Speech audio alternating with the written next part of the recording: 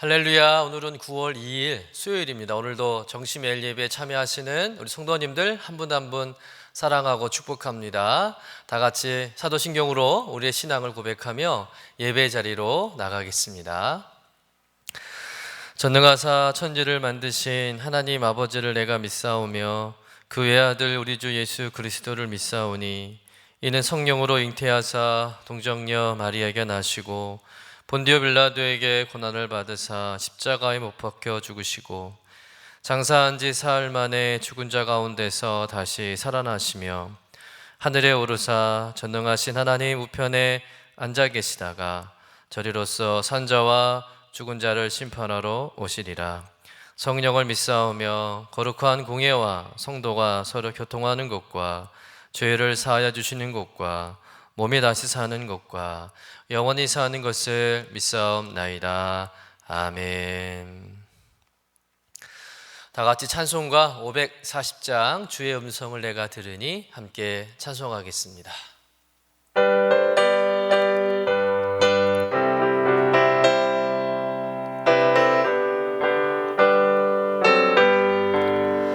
주의 음성을 내가 들으니 사랑한단 말일세. 믿는 마음으로 주께 가오니 나를 영접하소서.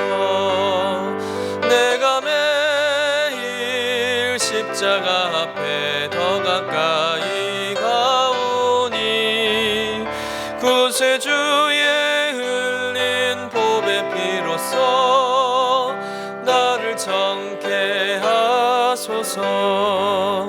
주여 넓으신 은혜 베푸사 나를 받아주시고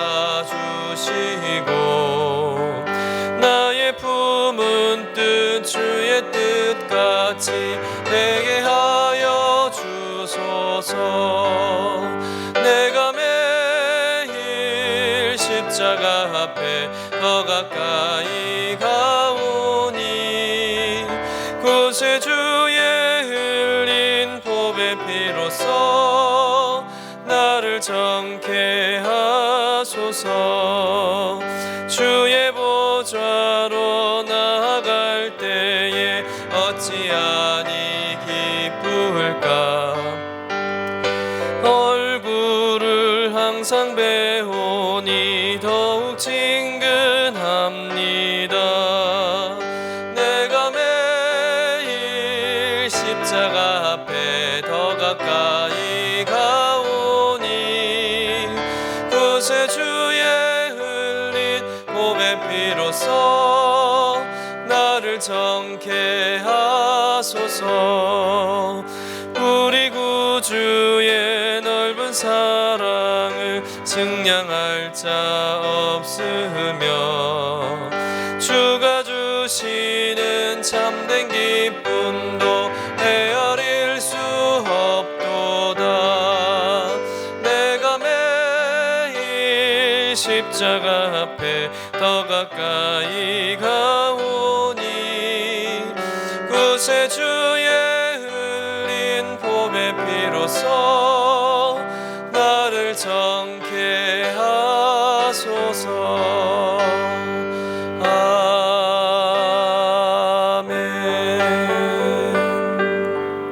아멘. 다 같이 매일의 기도 함께 드리시겠습니다.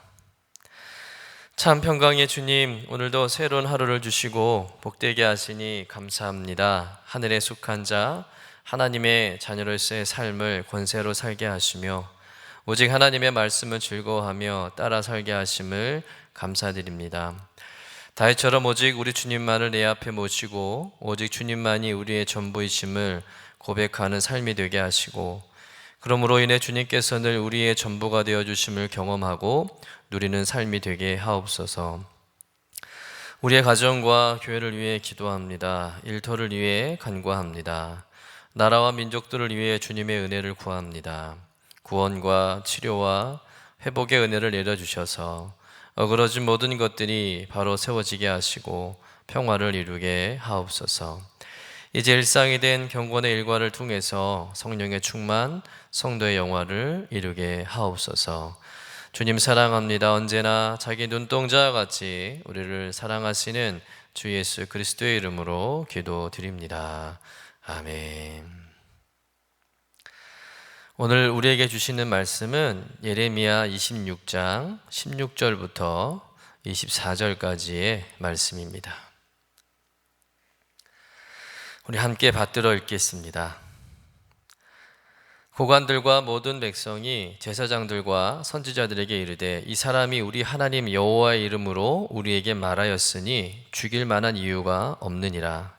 그러자 그 지방의 장로 중 몇 사람이 일어나 백성의 온 회중에게 말하여 이르기를 유다의 왕 히스기야 시대에 모레셋 사람 미가가 유다의 모든 백성에게 예언하여 이르되 만군의 여호와께서 이와 같이 말씀하시느니라. 시온은 밭같이 경작지가 될 것이며 예루살렘은 돌무더기가 되며 이 성전의 산은 산당의 숲과 같이 되리라 하였으나 유다의 왕 히스기야와 모든 유다가 그를 죽였느냐. 히스기야가 여호와를 두려워하여 여호와께 간구하매 여호와께서 그들에게 선언한 재앙에 대하여 뜻을 돌이키지 아니하셨느냐. 우리가 이같이 하면 우리의 생명을 스스로 심히 해롭게 하는 것이니라. 또 여호와의 이름으로 예언한 사람이 있었는데 곧 기랏 여아림 스마의 아들 우리아라. 그가 예레미야의 모든 말과 같이 이 성과 이 땅에 경고하여 예언하매 여호야김 왕과 그의 모든 용사와 모든 고관이 그의 말을 듣고서 왕이 그를 죽이려 하매 우리아가 그 말을 듣고 두려워 애굽으로 도망하여 간지라. 여호야김 왕이 사람을 애굽으로 보내되 곧 악볼의 아들 엘라단과 몇 사람을 함께 애굽으로 보냈더니 그들이 우리아를 애굽에서 연행하여 여호야김 왕에게로 그를 데려오매 왕이 칼로 그를 죽이고 그의 시체를 평민의 묘지에 던지게 하니라. 사반의 아들 아히감의 손이 예레미야를 도와주어 그를 백성의 손에 내어주지 아니하여 죽이지 못하게 하니라. 이는 하나님의 말씀입니다. 아멘. 어제부터 예레미야 선지자의 말씀으로 우리가 은혜를 나누기 시작했는데요. 여러분, 예레미야 선지자는 어떤 선지자입니까? 남유다에서 활동한 선지자로 남유다 16대 왕 요시야 왕 때부터 이제 마지막 20대 왕 시드기야 왕까지 활동했던 선지자입니다. 여러분, 선지자가 나타났을 때는 어떤 때였을까요? 여러분, 좋은 때였을까요? 아니면 좋지 않은 때였을까요? 여러분, 선지자가 나타났다는 말은 좋은 때가 아니라 안 좋을 때죠. 온 백성들이 악을 행하여 그냥 놔두면 그로 인해서 하나님의 무서운 재앙과 심판을 받을 수 있기 때문에 그 재앙과 심판을 거두게 하시기 위해서 하나님이 선지자를 보내신다는 겁니다. 하나님께 선지자를 보내셔서 경고하시는 것이죠. 지금이라도 늦지 않았으니까 돌아오라, 회개하라. 그러면 모든 재앙을 거두시겠다. 이 말씀을 전하게 하시는 겁니다. 하지만 구약의 이스라엘 백성들의 모습을 우리가 잘 알지 않습니까? 그들이 얼마나 악하고 돌짝밭같이 완고하고 딱딱했으면 선지자들이 아무리 외쳐대도 그들은 꿈쩍하지 않습니다. 오히려 더 악해지고 더 강팍해질 뿐이었습니다. 선지자님 이렇게 우리에게 오셔서 좋은 말씀으로 우리로 하여금 회개하게 하시고 영적으로 각성하게 해주셔서 감사합니다. 이런 사람이 단 한 사람도 없었다는 겁니다. 오히려 하나님의 말씀을 전하는 선지자들을 박해하고 심지어는 죽이려고 했다는 것이죠. 예레미야 선지자가 딱 그런 상황에 처한 겁니다. 어제 말씀에서 하나님은 남유다 백성들의 그 패역한 죄, 하나님을 배신하고 우상을 섬기며 온갖 악을 행하는 그런 죄악된 삶을 살아가는 것에 대해서 그들이 회개하고 하나님께 돌아오기를 바라시며 꾸준히 선지자를 보내셨지만 이스라엘 백성들은 그 하나님의 말씀을 듣지 않습니다.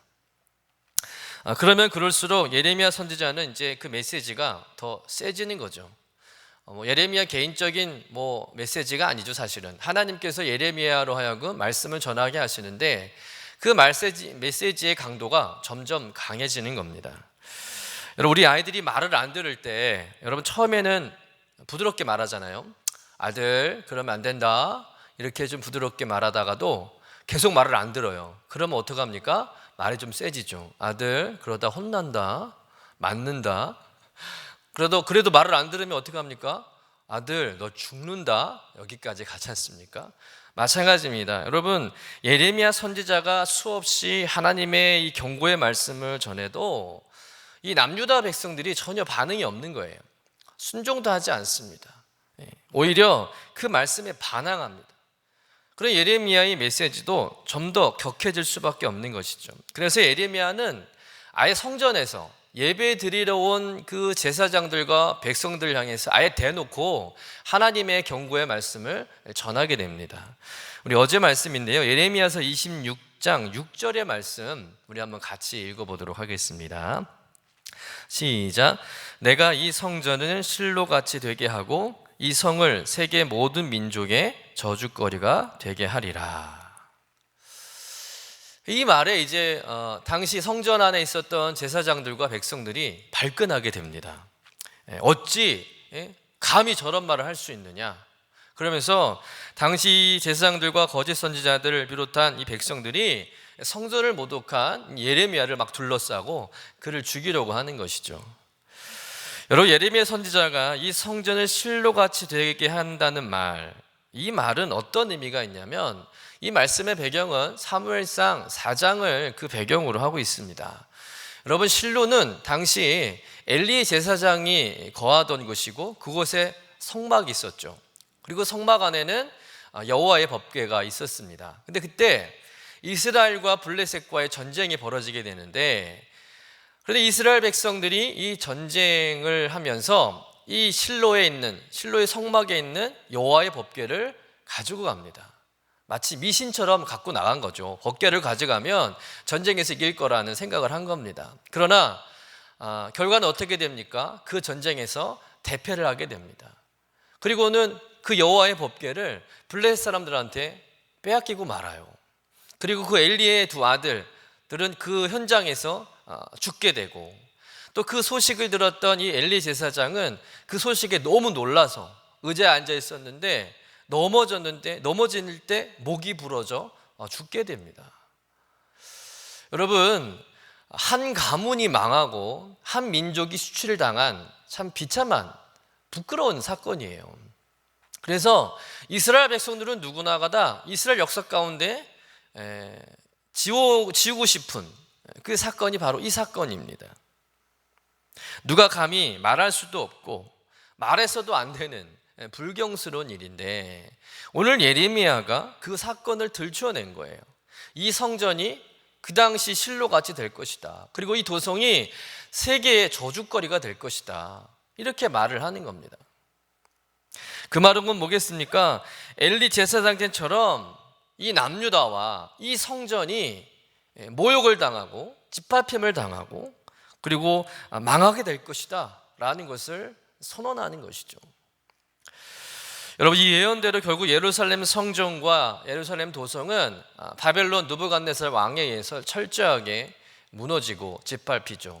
성전의 기구들은 다 탈취당하고 도성은 쑥대밭이 되고, 심지어 이스라엘 백성들, 남유다 백성들은 바벨론의 포로로 끌려가게 됩니다.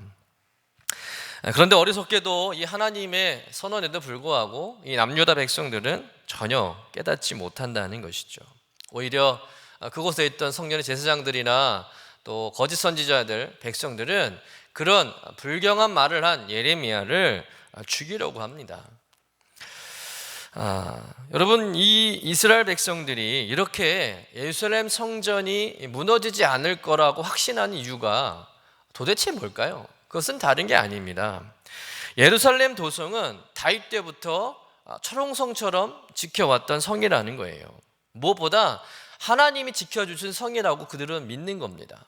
게다가 그 예루살렘 도성에는 예루살렘 성전이 있어요. 그 성전은 어떤 곳입니까? 하나님이 계시는 곳이라는 거죠. 그래서 그들은 하나님이 계시는 예루살렘 성전이 있는 한, 그 성전이 버티고 있는 한 이 도성은 안전할 거다라고 이렇게 착각하는 겁니다. 이미 하나님은 그들에게서 떠났는데 그들이 예배를 드리지만 하나님 그 예배를 받지 않으시는데, 형식적인 예배, 올바르지 않은 그런 예배를 드리는 이 남유다 백성들이 마치 하나님이 이 성전과 함께 자기들을 지켜줄 거라는 착각 속에 빠져 있었다는 것이죠. 위기를 제대로 인식하지 못하는 겁니다. 결국 예레미야만 위험에 처한 겁니다. 부정적인 이야기 했다가. 그래서 오늘 말씀은 그 예레미야를 이제 재판하는 과정에서 일어난 그런 일에 대한 말씀이에요. 그런데 놀라운 것은 오늘 말씀해 보면 이 왕궁에서 나온 이 재판을 주관하는 고관들이 오히려 예레미야 입장을 변호해 준다는 겁니다. 예레미야 입장에 서준다는 거예요. 16절의 말씀을 우리 같이 한번 읽어보도록 하겠습니다. 시작. 고관들과 모든 백성이 제사장들과 선지자들에게 이르되 이 사람이 우리 하나님 여호와의 이름으로 우리에게 말하였으니 죽일 만한 이유가 없느니라. 그 고관들의 말이 뭐겠습니까? 예레미야가 한 말이 여호와의 이름으로 말한 것 같다. 그리고 그 말에 뭔가 진정성이 있어 보인다. 틀린 말 같지는 않다. 그러니 그를 죽일 만한 이유는 없다라고 이렇게 얘기를 하는 것이죠. 그러자 그 옆에 있던 몇몇의 장로들도 이 예레미야 선지자를 두둔하면서 두 가지 일을 이야기합니다. 하나는 18절부터 19절의 이야기로 그 당시로부터 약 100년 전 히스기야 왕 시대에 활동했던 이 미가 선지자의 이야기고, 또 다른 하나는 20절부터 24절에서 나오는 내용으로 여호야김 왕 시대에 예레미야와 같이 활동했던 우리야 선지자에 대한 이야기죠. 이 이야기 때문에 예레미야는 이제 죽지 않게 됩니다. 여러분, 미가 선지자 또 우리야 선지자는 예레미야처럼 예루살렘이 망할 거라고 예언한 사람들이에요. 이스라엘 백성들의 그런 패역한 죄로 인해서 하나님이 예루살렘을 심판할 것이다 라는 부정적인 메시지를 전한 사람들입니다.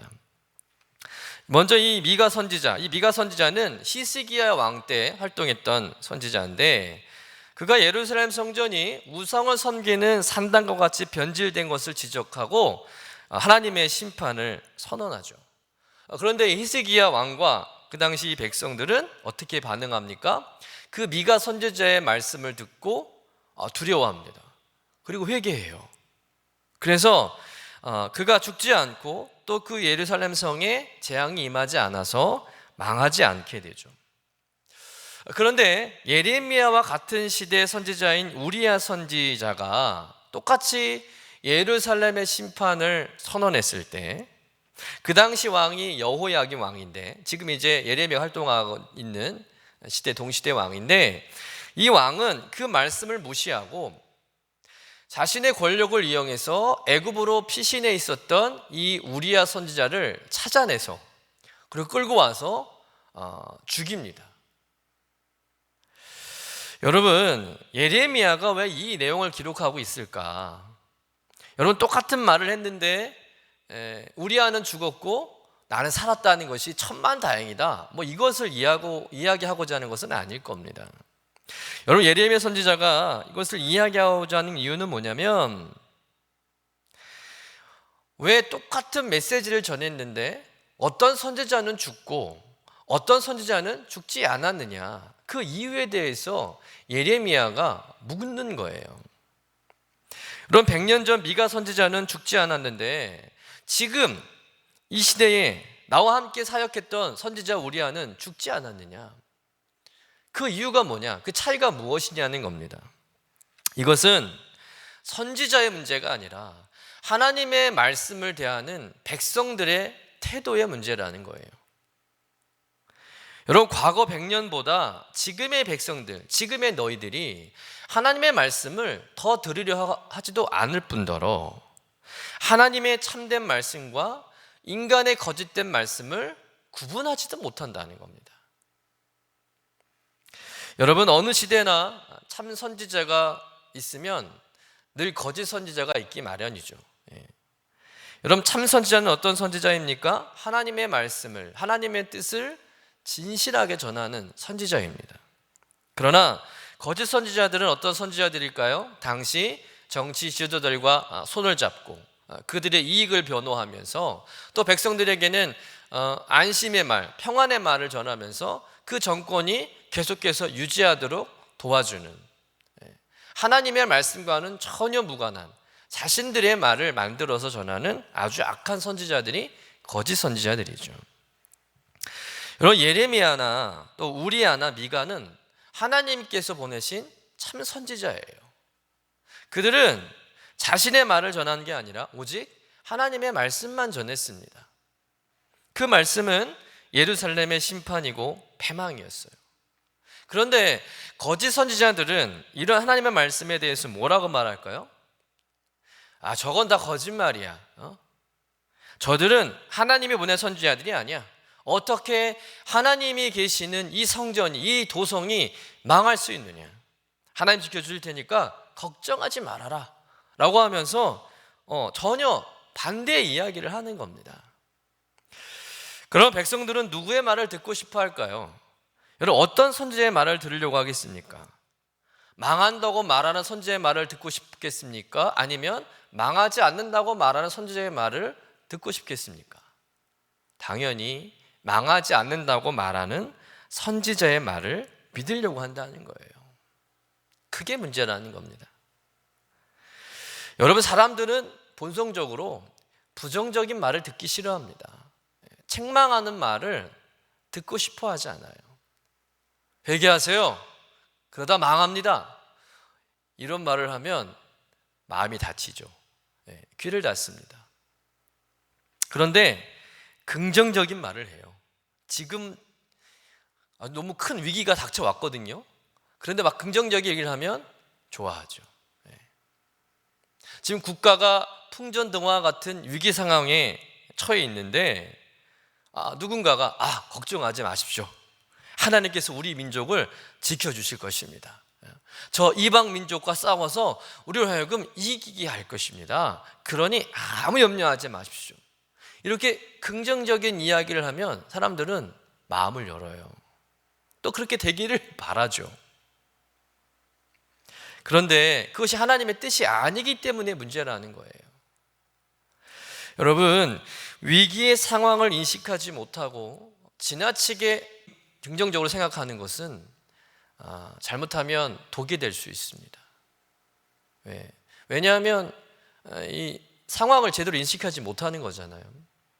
자신을 돌아보지 못하니까 결국 망하게 되는 겁니다.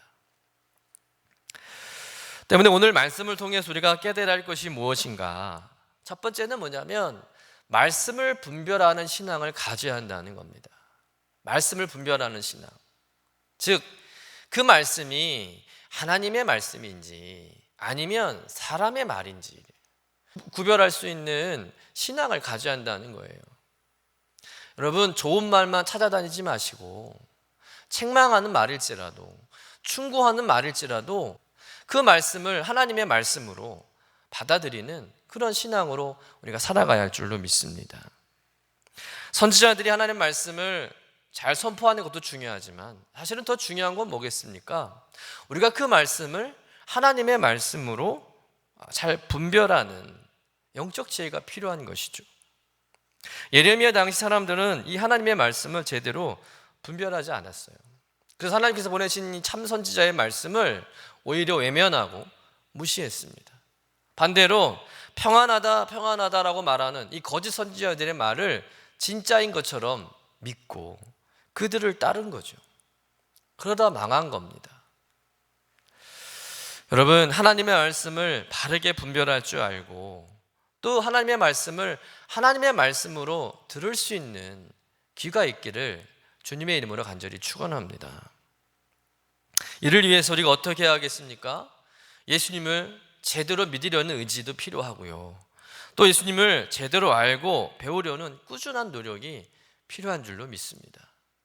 하나님을 통해서 뭔가 얻어가려고 하지만 마시고 우리가 정말 하나님은 어떤 분인가, 예수님은 어떤 분인가, 성령님은 어떤 분인가 라는 그것을 우리가 꾸준히 알아가고 배워가는 데 있어서 힘써야 할 줄로 믿습니다. 여러분, 성경에 나오는 예수님의 십자가에 못 박은 그런 폭도들, 또 스데반 집사님을 비롯한 예수 믿는 사람들을 박해하고 또 죽이려 했던 그것을 자기 사명을 알았던 회심하기 전에 바울의 모습, 또 율법적인 열심에 굉장한 자부심을 가졌던 바리새인과 율법사들, 여러분 이들의 문제가 무엇입니까? 여러분 누구보다 열심을 가지고 살았던 사람들이에요.